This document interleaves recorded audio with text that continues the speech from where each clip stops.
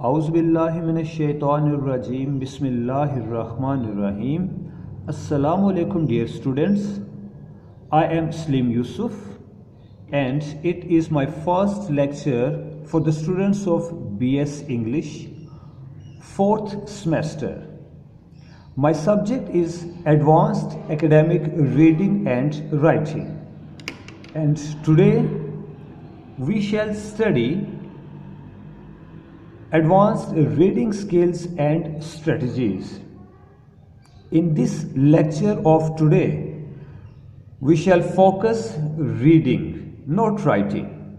So let us start our topic.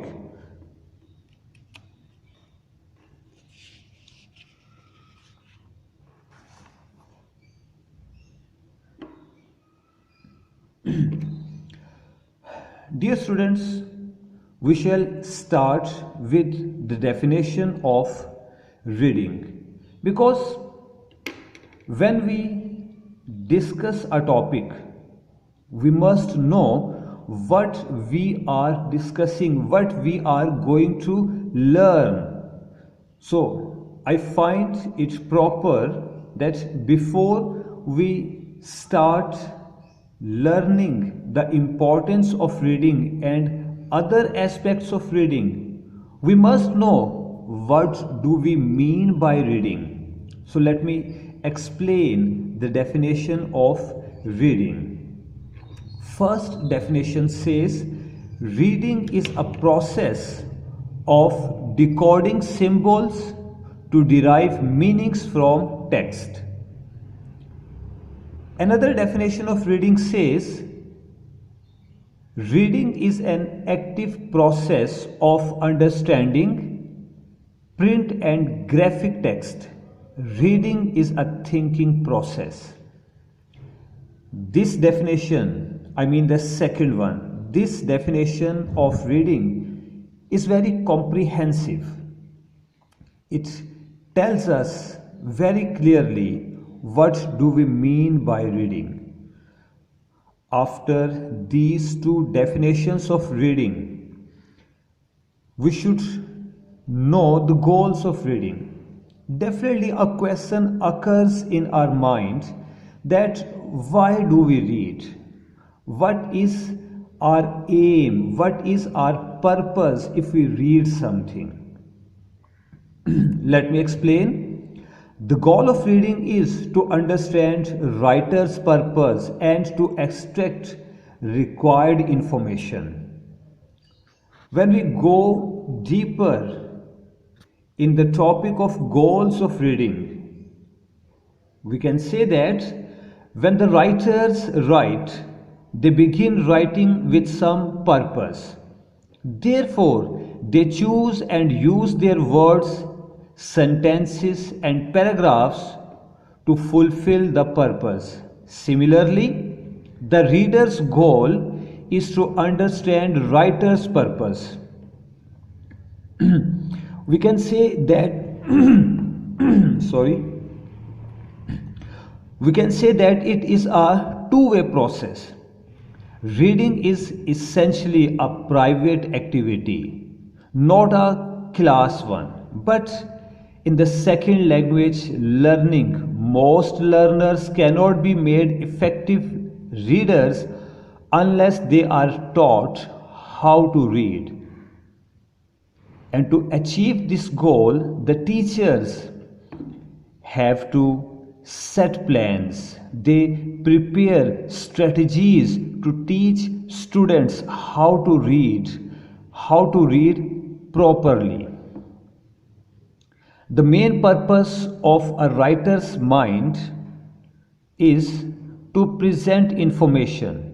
When a writer writes, he has a reader in his mind. He knows that his piece of writing is for a particular group of readers, and he wants to convey a message to those readers. So, first of all, the writer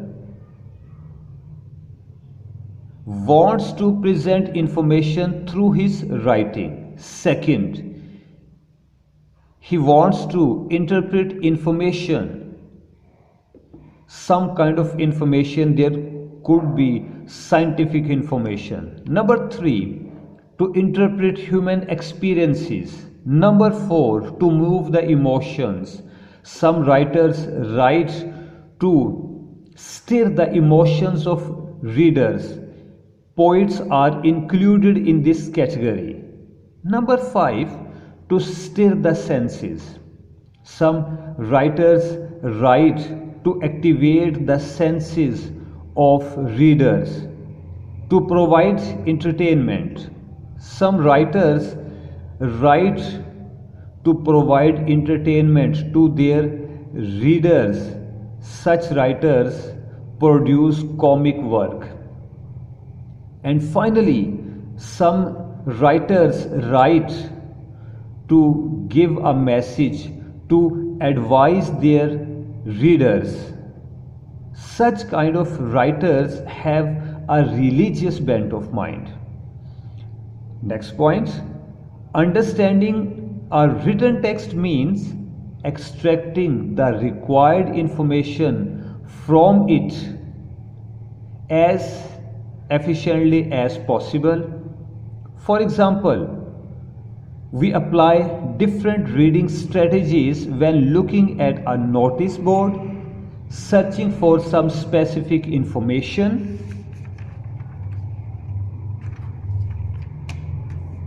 and when carefully reading an article of some specific interest in a scientific journal. Okay, dear students, since we are discussing the topic of goals of reading, let me conclude it. I conclude the topic goals of reading, and after that we shall proceed to the next point. In simple words, in our everyday life we come across many types of reading material, such as novels, short stories, literary text, plays, poems, letters, articles, educational and classical ads, weather forecast, instructions, directions, notices, rules and regulations, timetables, directions, dictionaries, price list, etc. And we read all these things for pleasure and for information. These are the goals of reading.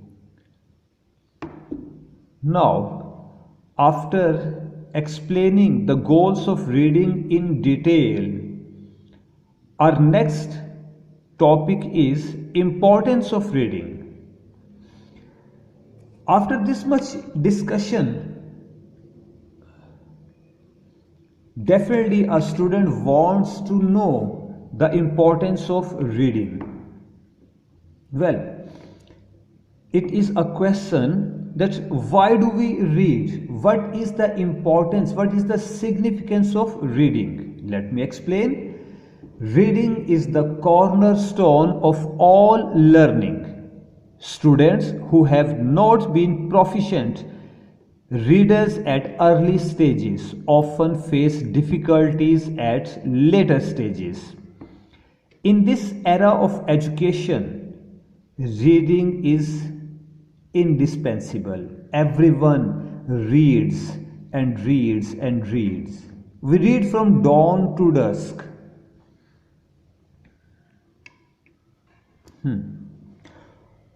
For example, a traveler reads signboards and instruction tags at an airport, a railway station, or a bus stand to get information about the new city or country he has reached in. A scientist reads to keep himself abreast of the latest development in the world of science. Thirdly, a researcher reads to reach at the solution of given task and to complete his research work. Fourthly, a student reads different books to pass the examination. Nowadays, even idlers keep on reading SMS and other non-serious material on their cell phones. Traders read newspapers and reports to get latest information about their business and about the flow of business in international market. So in the light of this much importance of reading, we cannot ignore the reading skill. It is therefore important to teach some strategies of reading to our students so that they could gain proficiency, they could gain skill in reading and could win laurels in the field of education. Now the question is how to teach reading. It is a technical question, but we do have an answer. There are some strategies to teach reading, and those are 7 in number. Now, we shall discuss the strategies of reading. Strategy means a way, a formula that a person adopts to solve a problem, to reach at a conclusion. Reading is an art, reading is a skill, and it has to be acquired, it has to be learnt. It is not God gifted. And if a teacher wants to teach his students how to read, he should follow 7 rules, and these rules are for learners at higher level. I'm not talking about the learners at playgroup and nursery level. First comes predicting. Predicting, what is predicting? Your previous knowledge about the subject helps you to predict, to guess what you are going to study. Think about the title. When we start reading a book, first we look at its title, and the title gives us a message. Similarly, guess what will happen when a reader starts reading. After reading 1 or 2 paragraphs, he can guess what is going to happen next.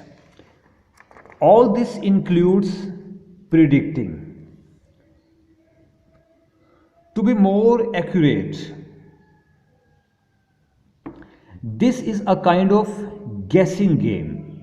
The reader is utilizing his previous knowledge of language and subject and is looking forward to reading what he predicts will be in the book. Second step, decoding. Good readers have memorized a lot of words. They don't need to sound new words. They blend sounds to read words. Well, when a good reader, an expert reader starts reading, he does not need to fight with words, to understand the meanings of words, to produce sounds of words. He knows all these things beforehand because he has memorized a lot of words. He knows the sounds of words. He knows the meanings of words. So when he starts reading, he keeps on reading without moving his lips. But there is an inward process in his mind. He is reading words. He is producing sounds.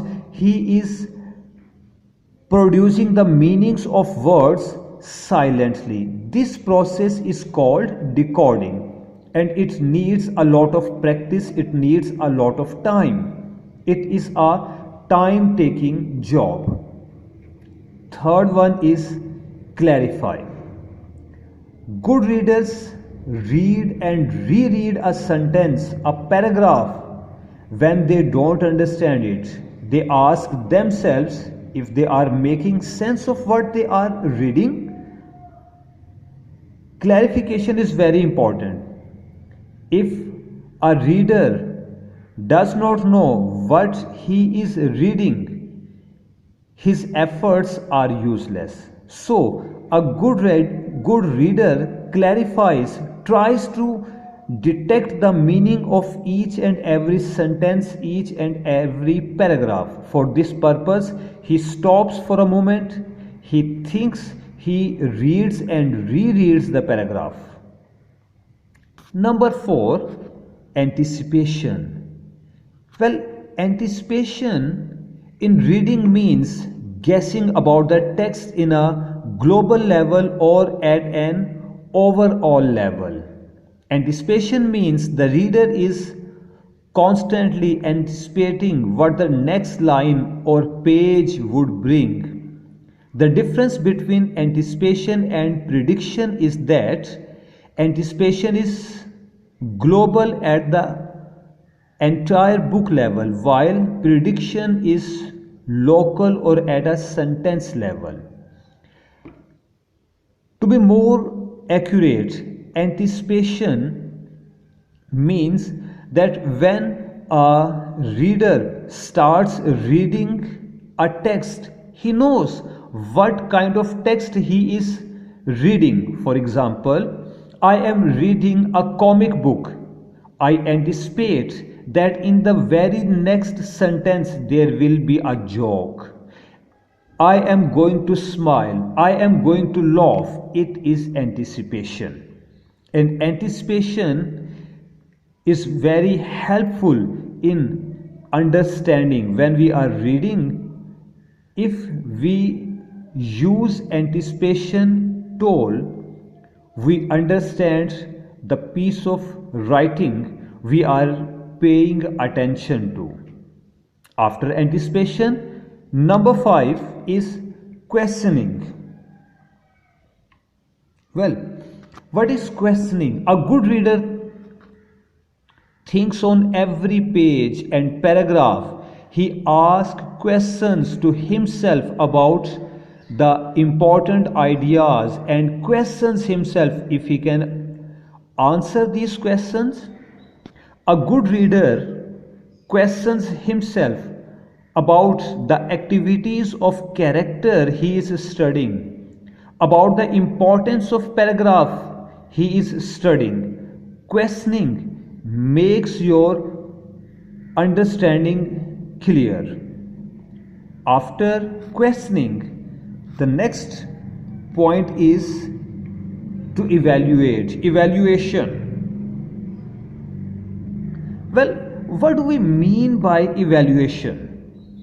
Good readers think about what they liked and did not like about what they read. It helps readers form an opinion.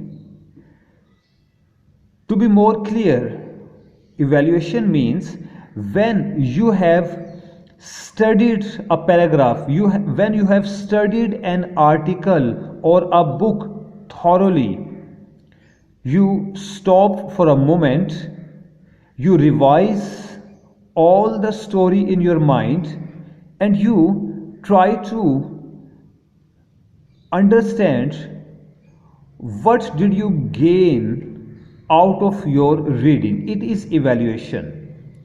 And the last point is to summarize.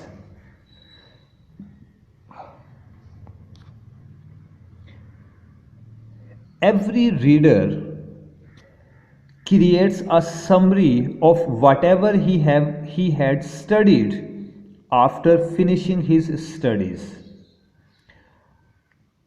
For example, a businessman reads a periodic report, a monthly report about the market.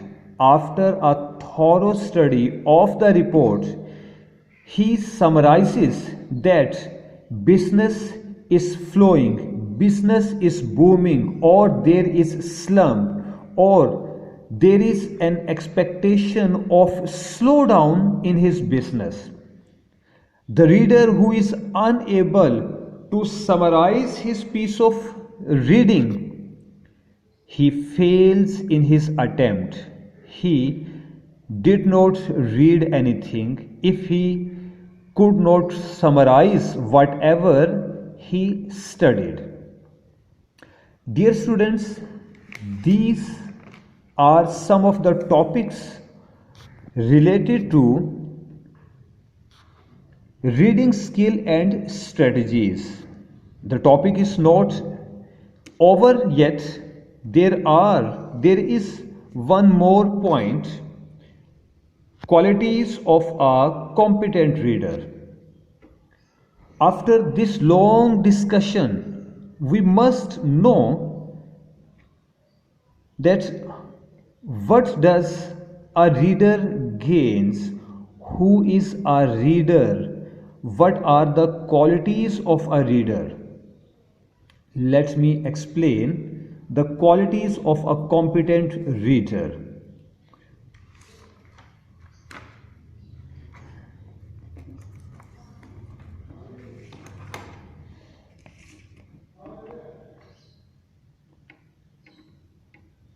Okay, the qualities of a competent reader. Like other languages, like other language skills, reading is also a complex skill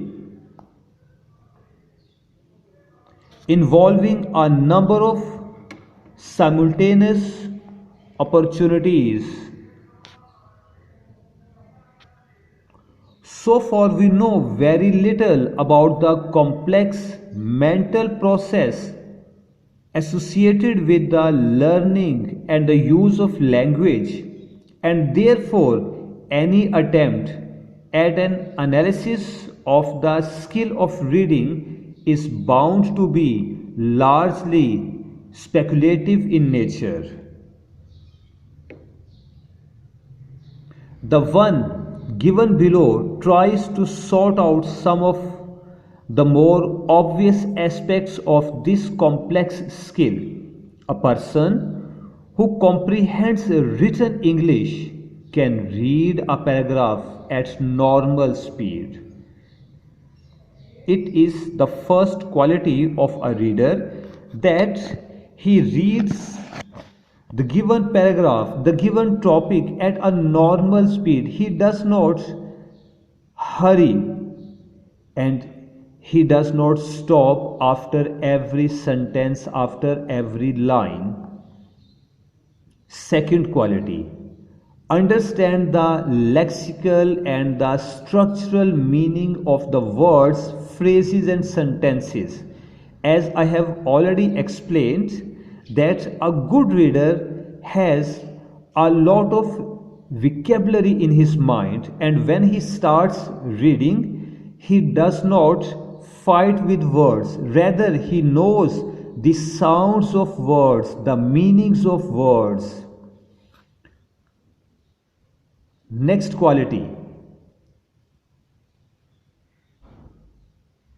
take in complete phrases or groups of words at once, and when reading aloud, use appropriate sounds, junctures, stress, and intonation patterns. It means that when a reader reads aloud, this kind of reader is a teacher or a religious leader who is delivering a sermon, a speech. He reads out aloud with appropriate sound system, and he pronounces words properly. he lays stress upon words wherever stress is required. Next quality, he guesses the meaning of an unfamiliar word from the context. It is very important for a good reader. You know, students, that every word has more than one meanings. One meaning of the word is found in dictionary, but the second meaning is created, is assumed according to the context, according to the situation. And a good reader knows the meaning of a word in the context in which the word is being used. Its very fine example is the word grave. If we open up a dictionary tells us that grave is a place where our dead body is buried. But the very word grave is used to show some seriousness, some crisis. And a good reader is able to understand the contextual meaning of words. His next quality is that he consults a dictionary to find out the meaning of an unfamiliar word. Nobody in this world is perfect. Nobody can claim that he knows all the meanings of words. No. Every reader has to consult a dictionary. Even sometimes in our first language, we have to consult a dictionary. So a good reader consults dictionary wherever he needs it. Next quality of a good reader is that he skips over unnecessary paragraphs while skimming for information. When you are reading a book, to get a specific information, you need not to study the whole book thoroughly. You just look for the specific page where required information is. Its example is the study of dictionary. When you want to know the meaning of a word, you try to reach the specific paragraph, the specific page and the specific alphabet where you could find the meaning of that word. Next, read silently without moving the lips. A good reader, a proficient reader, reads silently. He does not need to read out aloud. After that, distinguish between the writer's opinion and statement of facts.